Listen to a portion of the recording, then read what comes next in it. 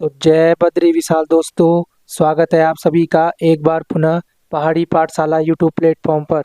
आशा करता हूँ आप सभी बढ़िया होंगे और आपकी पढ़ाई भी बहुत अच्छी चल रही होगी। तो दोस्तों, आज करेंगे हम सामान्य हिंदी का प्रैक्टिस पेपर। और आज जो प्रैक्टिस पेपर होगा वो होगा प्रैक्टिस पेपर नंबर 10। ठीक है, तो अच्छे से देखना और अपने नंबरों को कैलकुलेट करना। ठीक है, तो बढ़ते हैं पहले सवाल की ओर। तो आपकी स्क्रीन पर पहला सवाल दिख रहा होगा कि उदंड मार्तंड उदंड मार्तंड का प्रकाशन किस वर्ष हुआ। जो उदंड मार्तंड है उसका जो प्रकाशन हुआ था वो हुआ था 30 मई 1826 को कलकत्ता से। ठीक है, 30 मई 1826 को कलकत्ता से हुआ था। और इसके जो संपादक बने थे वो थे पंडित जुगल किशोर। ठीक है, तो ये आपने याद रखना है। और ये है हिंदी का पहला समाचार पत्र। हिंदी का पहला समाचार पत्र। तो 1826 में इसका प्रकाशन हुआ था। तो ऑप्शन नंबर एक इसका सही जवाब हो जाएगा। ठीक है, तो बढ़ते हैं अगले सवाल में। अगला सवाल है कि अनु प्लस अय, अनु धन अय बराबर अन्वय, उक्त उदाहरण किस संधि का है। तो आपको पता है ये बहुत बार पूछा जाता है कि अनु प्लस अय, आयोग की बहुत फेवरेट संधि है, वो है यण संधि। ठीक है, यण संधि से हमेशा क्वेश्चन बनते रहते हैं, आप देखते होंगे। तो यण संधि इसका सही जवाब हो जाएगा ऑप्शन नंबर बी। ठीक है, तो बढ़ते हैं अगले सवाल में। अगला सवाल आपकी स्क्रीन पर है। तो आपकी स्क्रीन पर अगला सवाल है कि संघ की संघ की किस धारा, यानी संघ जो संविधान है, संविधान के किस अनुच्छेद के अनुसार संघ का कर्तव्य होगा कि वह हिंदी भाषा का प्रसार बढ़ाए और उसका विकास करे। तो संविधान के किस अनुच्छेद में कहा गया है कि हिंदी भाषा का विकास करेंगे। तो वो कहा गया है आर्टिकल 351 के तहत हिंदी भाषा के विकास के निर्देश दिए गए हैं। तो ऑप्शन नंबर सी हमारा सही जवाब हो जाएगा। ऑप्शन नंबर सी हमारा सही जवाब हो जाएगा, 351 अनुच्छेद। ठीक है, बढ़ते हैं अगले सवाल में। ये बहुत अच्छा सवाल है, इसको ढंग से पढ़ना है। ठीक है, इसमें लिखा गया है कि निम्नलिखित कथनों पर विचार करें। ठीक है, विचार करना है कि बताना है कि सही है कि गलत है। तो आपको पता है, और अगर हम ये पहले की बात करें तो इसमें लिखा है कि बाजूबंद प्रेम गीत है। तो बाजूबंद प्रेम गीत है, सही बात है। तो एक तो हमारा सही हो जाएगा। ठीक है, उसके बाद लिखा है छोपती स्त्री और पुरुषों का सम्मिलित मंडलाकार नृत्य होता है। तो ये भी सही हो जाएगा। इसका मतलब दो भी हमारा क्या है, सही है। पहला भी सही, दो भी सही। उसके बाद लिखा है खुदेड़ गीत विवाह के अवसर पर दुल्हन की विदाई के समय गाए जाते हैं। ये बात बिल्कुल गलत है, क्योंकि जो खुदेड़ गीत होते हैं वो तो जब लड़की की शादी हो जाती है, उसके बाद जब वो ससुराल चली जाती है और जब उसको मायके की याद आती है तो तब वो खुदेड़ गीत गाती है ना। खुदेड़ गीत तब गाए जाते हैं। तो इसका मतलब क्या होगा, तीन हमारा गलत हो जाएगा। और अगला है कि मांगल गीतों का गायन जागरों के समय किया जाता है। तो जो मांगल गीत होते हैं उनका गायन जागर गायनों के समय नहीं होता, क्योंकि जो मांगल गीत होते हैं वो तो शुभ अवसरों पर गाए जाते हैं। और मांगल गीतों को गढ़वाल में मांगल कहते हैं या संस्कार गीत कहते हैं, और कुमाऊं में इनको सकुनाकर या न्यूतणों कहा जाता है। तो हमारा जो चौथा ऑप्शन होगा वो भी गलत हो जाएगा, क्योंकि जो जागर गीत, जागरों में तो जागर गाए जाते हैं ना। उसके बाद देखो, अब देखते हैं इसका कंक्लूजन क्या है। तो आपको पता है कि पहला सही है, दूसरा भी सही है, और तीसरा और चौथा गलत है।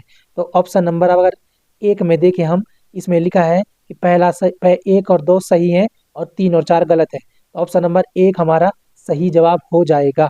ठीक है, अब बढ़ते हैं अगले सवाल में। अगला सवाल कहता है कि व्यक्तिक पत्र के उदाहरण है। सबसे पहले तो आपको पता है कि जो व्यक्तिक पत्र होते हैं इनको हम व्यक्तिगत पत्र, पारिवारिक पत्र, घरेलू पत्र, सामाजिक पत्र और अनौपचारिक पत्र भी कहते हैं, है ना। और ये जो पत्र लिखे होते हैं व्यक्तिगत पत्र, ये पारिवारिक सदस्यों, मित्रों, सगे संबंधियों को लिखे जाने वाले पत्र होते हैं। ठीक है, जिनमें आते हैं निमंत्रण पत्र, शोक पत्र और बधाई पत्र। तो ऑप्शन नंबर सी इसका सही जवाब हो जाएगा। ठीक है, बढ़ते हैं अगले सवाल में। अगला सवाल कहता है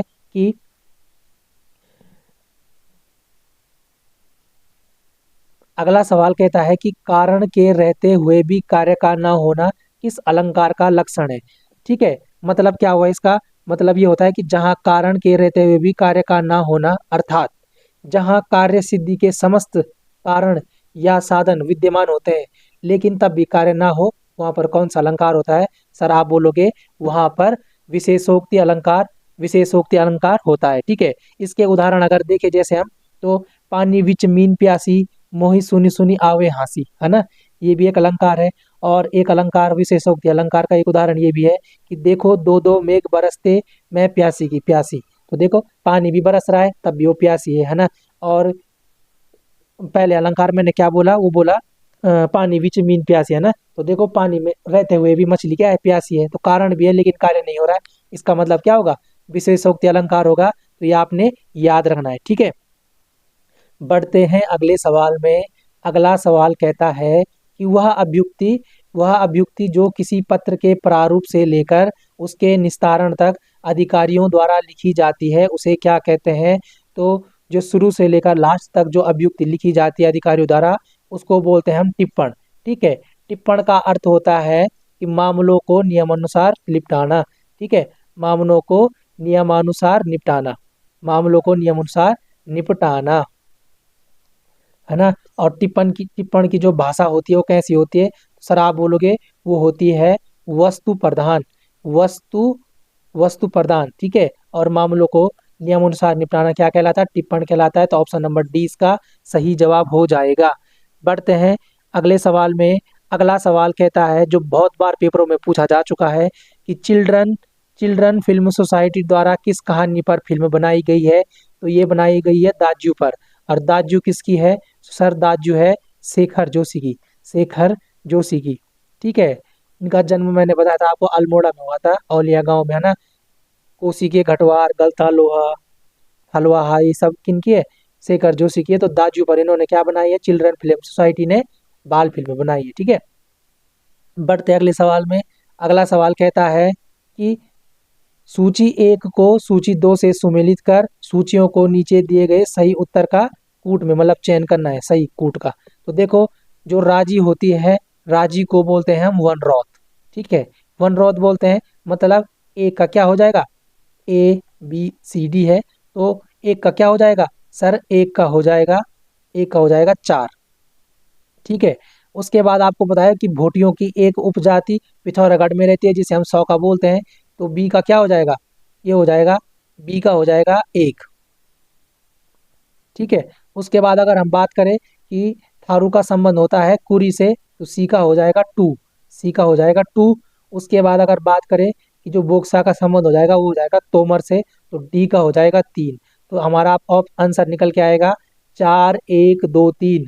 तो चार एक दो तीन किस ऑप्शन में होगा, तो चार एक दो तीन है हमारे बी ऑप्शन में, चार एक दो तीन। तो बी ऑप्शन हमारा सही जवाब हो जाएगा। ये बातें आपको याद रखनी है। ठीक है, उसके बाद बढ़ते हैं अगले सवाल में। अगला सवाल कहता है कि हंसुए के ब्याह में खुरपे के गीत, ये लोकोक्ति का अर्थ बताना है।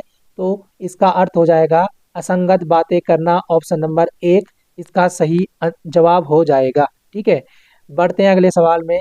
अगला सवाल कहता है कि जौनसारी जनजाति में मेहमान को क्या कहते हैं। ठीक है, जो जौनसारी जनजाति के लोग होते हैं वो मेहमान को क्या बोलते हैं, तो सर वो बोलते हैं पावड़ा।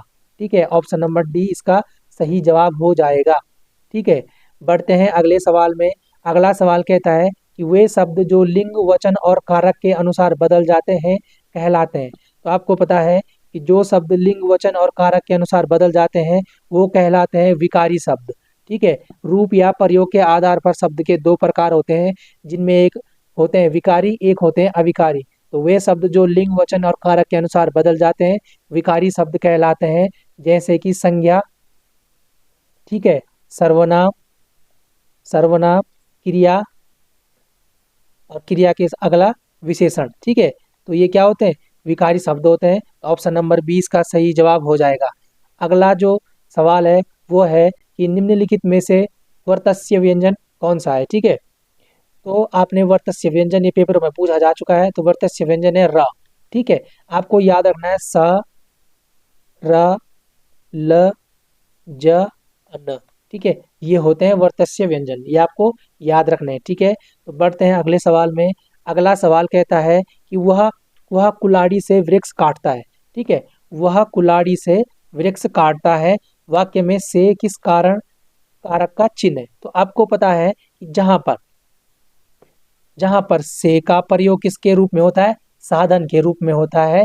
या से के साथ हम बोल सकते हैं के द्वारा, के द्वारा, है ना। तो जैसे यहाँ पे है कि हम ये भी तो बोल सकते हैं वह कुल्हाड़ी के द्वारा वृक्ष को काटता है, या वह कुल्हाड़ी से वृक्ष को काटता है। तो यहाँ पे कौन सा कारक होगा सर, यहाँ पे होगा करण कारक। और करण कारक का यूज होता है साधन के रूप में, है ना। कर्ता ने कर्म को करण से, और एक से और भी आता है जिसमें अलगाव के बोध में होता है, वो होता है अपादान कारक। तो ये चीजें आपको ध्यान रखनी है, ठीक है। बढ़ते हैं अगले सवाल में। अगला सवाल कहता है कि इनमें से देवनागरी लिपि में लिखे जाने वाली भाषा है, ठीक है।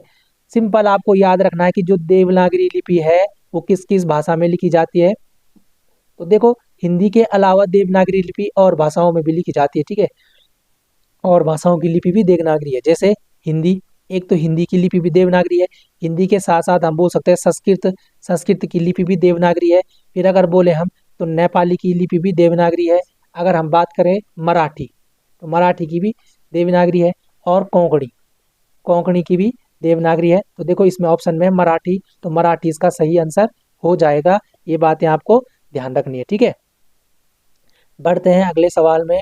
अगला सवाल कहता है कि निम्नलिखित में से चंद्रमा का पर्यायवाची नहीं है। देखो नहीं है तो राकेश होता है, मयंक होता है, सोम होता है ना। तो अर्क नहीं होता, क्योंकि अर्क होता है सूर्य का पर्यायवाची। तो ये आपको याद रखना है, ठीक है। अर्क सूर्य का पर्यायवाची होता है। बढ़ते हैं अगले सवाल में। अगला सवाल कहता है कि हिंदी का पार्श्विक व्यंजन है। तो जो पार्श्विक व्यंजन होता है वो होता है ला। तो ला इसका सही आंसर हो जाएगा। जबकि रा होता है, ला को बोलते हैं हम लुंठित या प्रकंपित व्यंजन। लुंठित या प्रकंपित व्यंजन, या तो या और वाह होते हैं, या और वाह, इनको बोलते हैं हम अर्धस्वर, अर्धस्वर। जबकि जो चा वर्ग होता है, चा वर्ग को बोल सकते हैं हम स्पर्श, स्पर्श संघर्षी व्यंजन, स्पर्श संघर्षी व्यंजन। और इसका जो उच्चार स्थान होगा वो होगा तालव्य। तो ऑप्शन नंबर बी इसका सही जवाब हो जाएगा ला, ठीक है। ला क्या है, पार्श्विक व्यंजन है। बढ़ते हैं अगले सवाल में। अगला सवाल कहता है कि इनमें से कुमाऊनी उपबोली कौन सी है, ठीक है। तो जो कुमाऊनी बोली की उपबोली है वो कौन सी है, वो हो जाएगी हमारी खसपरजिया, ठीक है। खसपरजिया जो अल्मोड़ा का 12 मंडल परगना है वहाँ बोली जाती है। अल्मोड़ा के 12 मंडल परगने में खसपरजिया बोली बोली जाती है, ठीक है।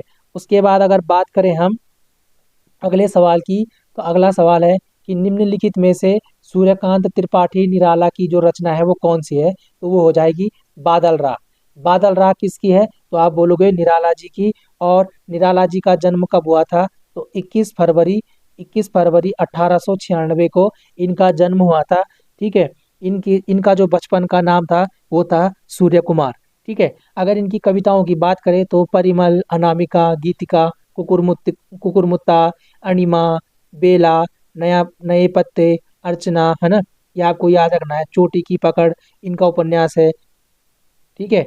ये आपको याद रखना है। और अगर ऑप्शन नंबर डी की बात करें, यहाँ पे लिखा है सहर्ष स्वीकारा है। तो जो सहर्ष स्वीकारा है वो है गजानन माधव मुक्तिबोध की, माधव मुक्तिबोध की, मुक्तिबोध। इन्हीं की वो भी है भूरी भूरी खाक दूल, है ना, काट का सपना। ये सब गजानन माधव मुक्तिबोध की रचना है। ये बातें आपको याद रखनी है।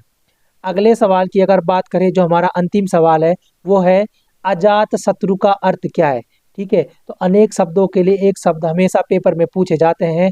तो जो अजात शत्रु का अर्थ होता है वो होता है जिसका कोई शत्रु ना हो, या जिसका कोई शत्रु पैदा ना हुआ हो, तो उसको बोलते हैं हम अजात शत्रु। तो ऑप्शन नंबर ए इसका सही जवाब हो जाएगा। तो दोस्तों ये सवाल थे, अब लास्ट अंतिम सवाल था। तो मुझे पूरी उम्मीद है कि आपको पसंद आए होंगे सवाल, आपका रिवीजन भी हुआ होगा और आपने बहुत अच्छे मार्क्स भी यहाँ पे गेन किए होंगे। तो मिलते हैं दोस्तों हिंदी के अगले प्रैक्टिस सेट में। इससे पहले 9 प्रैक्टिस सेट हो चुके हैं, प्लेलिस्ट में जाके देख लो। ये टोटल 10 प्रैक्टिस सेट हो चुके हैं आज को मिला के, ठीक है। तो आपने इनको देखना है, अच्छे से रिवीजन होंगे। और आपकी आगामी जो परीक्षाएं हैं, पुलिस कांस्टेबल, फॉरेस्ट गार्ड और जो बीपीडीओ या बीडीओ पटवारी वगैरह की जो भर्तियां हैं, उनमें आपके लिए ये काफ़ी हेल्पफुल साबित होंगी। तो दोस्तों वीडियो अच्छी लगी होगी तो लाइक शेयर कमेंट करना। मिलते हैं अगली क्लास में, तब तक के लिए धन्यवाद।